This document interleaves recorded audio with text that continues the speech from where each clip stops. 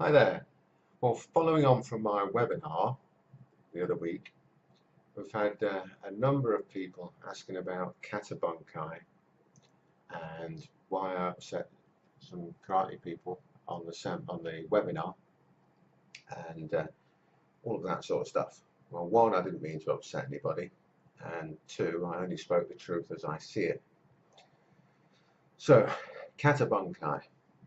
Okay, let me explain this for you so you can get a good idea of where I'm coming from on it.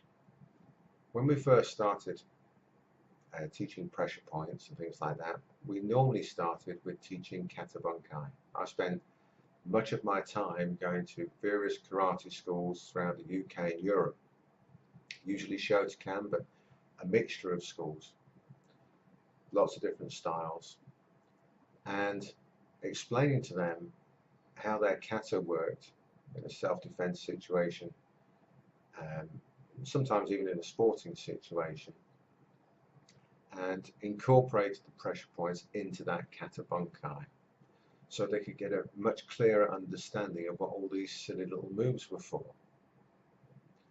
Now at that time, most of the Kata Bunkai out there was, just ridiculous. You had people saying it was swinging somebody off a horse, or fighting in a canoe, or swinging around the turrets of a castle and stuff like that. It was just absolutely ridiculous. Or jumping with a pole over a lake to land on something.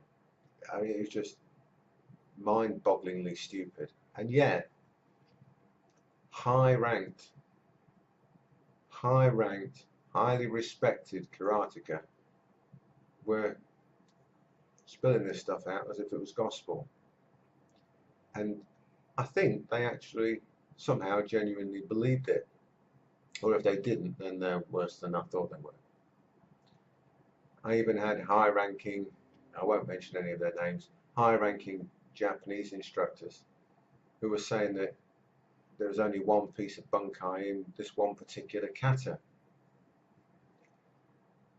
It just astounded me at the actual lack of knowledge, or depth of knowledge rather, that was within the martial arts community in general, especially at these higher levels where we were all told that once you get to a certain level you'll start to understand and start to know what it means, and all the secrets will become revealed to you. And of course it never happens. Why? Because they don't know it. If we're going to just be super honest about it, they do not know it. And I know they don't know it. So for me, Kata Bunkai was a way of explaining to people a clear understanding of their karate and how it should be used. I've said many times that the kions, the basics that people do, are very different to the kata, which is then very different to kumite. Now obviously the kumite is a sports kumite stuff, so that's very different to a real fight. But when you look at a combative sport like boxing, their basics, their shadows, their pad work, bag work, sparring and fighting, all the techniques are the same, all the movements are the same.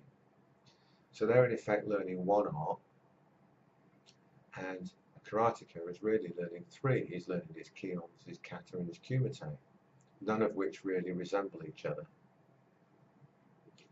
And more often than not, the basics are done up and down in a hall, and again, they're not representative in any way of a real fight. They're not representative of your sports fighting, they're not representative of your sparring, they're not representative of bag work, they're not representative of paired up work, and they're of little benefit. You can equate the basics that they do up and down to shadows of the boxer. Shadow boxing is much more realistic than kions.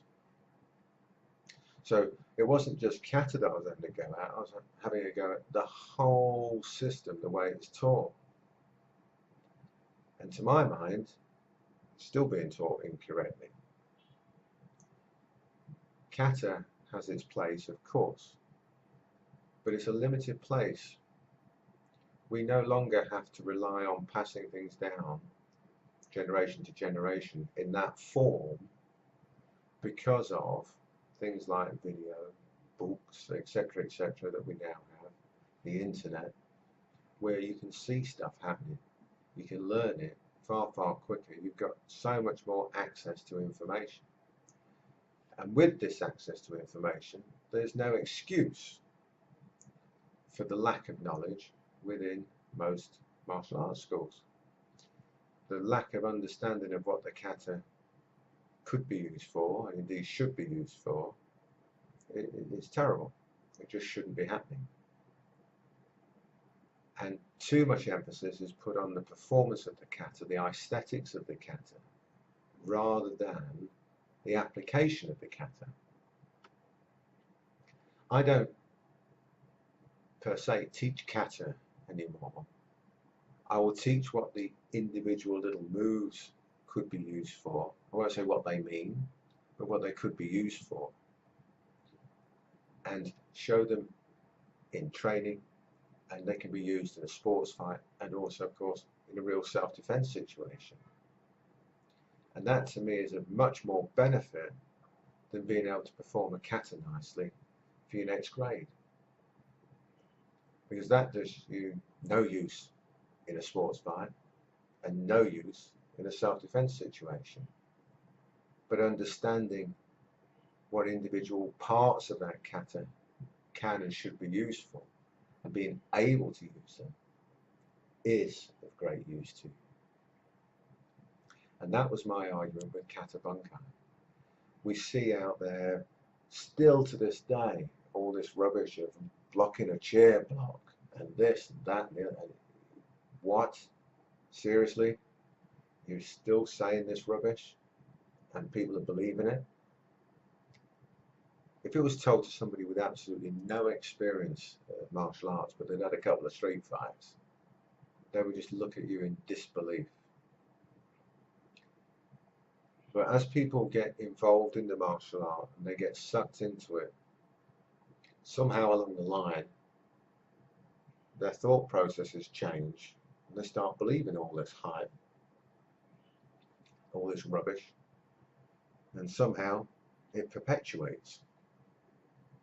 And that just shouldn't be happening. So when I said that the Kata Bunkai that's out there is terrible, that's the sort of Kata Bunkai I'm talking about. Now there's some Kata Bunkai experts out there who bought my tapes like, I don't know, 20 years ago, which were done as basic introductions to Kata Bunkai, and it's still advanced for the vast majority.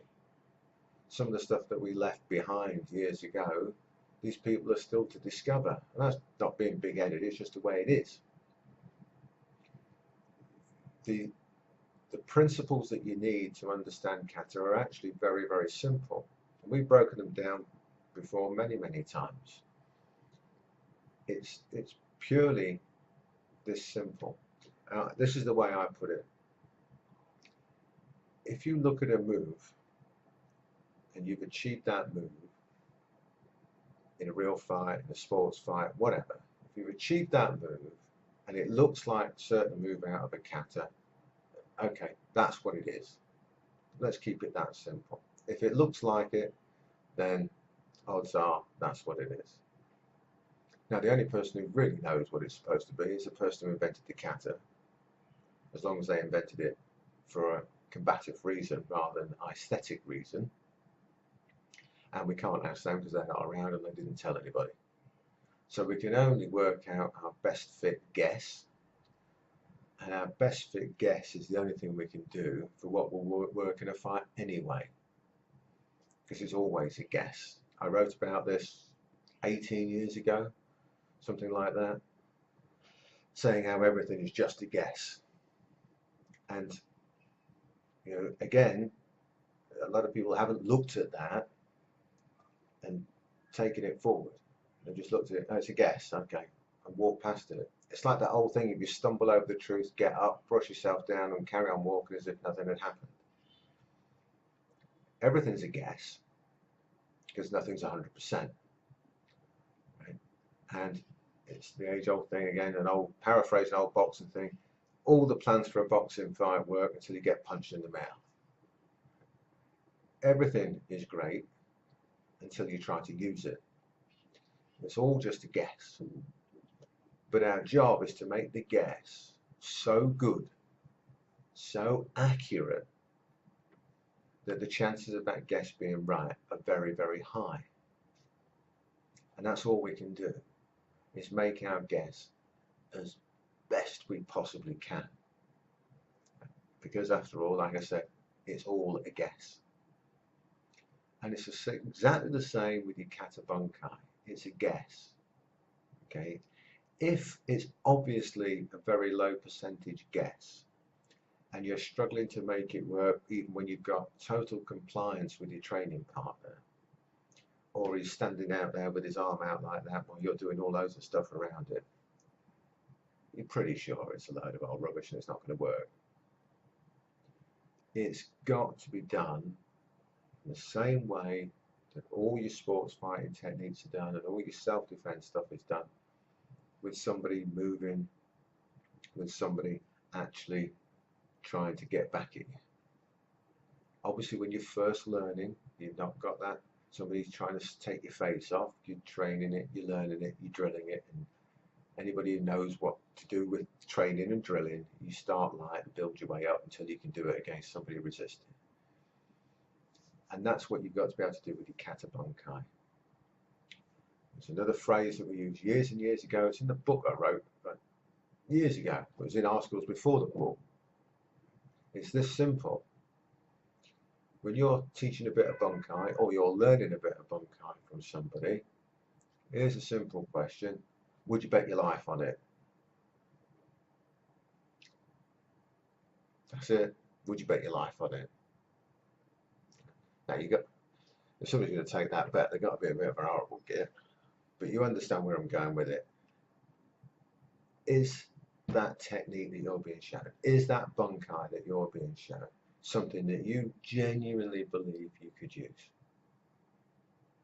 Is it something you genuinely believe that you could use? If it's something that you genuinely believe that you could use, have you tested it? Have you proven to yourself that you can actually do it? If not, then I suggest that's a great way to find out if you're deluding yourself or not. So I hope that's given a good insight as to what I meant about the Kata Bunkai stuff and how most of it is a load of old cobblers. I don't disbelieve in Kata Bunkai. I'm a great advocate of Kata Bunkai when it's done properly, when it's done in a way that you could actually use. But as to all the other BS that's out there with the old block cheer, blah blah blah, all of that stuff, that is total absolute crap. I don't understand how anybody could fall into that or believe it, or worse, even teach it. And I do know of very, very high ranking people, very, very high up organizations, very prestigious organizations who still teach that rubbish and still go on about it as if it's real. You know it's fake. They know it's fake. We all know it's fake, but nobody calls them out on it. I'm not calling people out. That's up to them. If you want to believe it, you carry on. If you want to teach it, you carry on. But don't mislead people with it. You know, it's just not on. Your Bunkai should be a fight. It should be indicative of a fight. You should be able to use it in a fight. If you don't, if you can't, there's something wrong. You need to go back to the drawing board and find a way to be able to use it in a real situation. And if you can't, discard it for now until you can find a way to do it. Anyway, I've gone on long enough. That's probably a good 5 or 6 minutes too long for most people to listen to. But thanks again and speak soon.